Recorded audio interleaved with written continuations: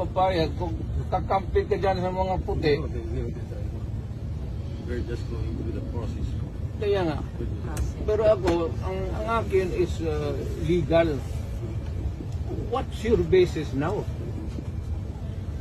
I'm asking, I'm a lawyer, I'm asking you now, what is the legal basis of sa police power? Anong basis ninyo to take me into custody? Wala. So I have to resist and not to go back to these idiots and tell them, and I will go to them after I have washed. Ako ang magpupunta sa kanila. Walang basis at di magkakaanuhan tayo dito.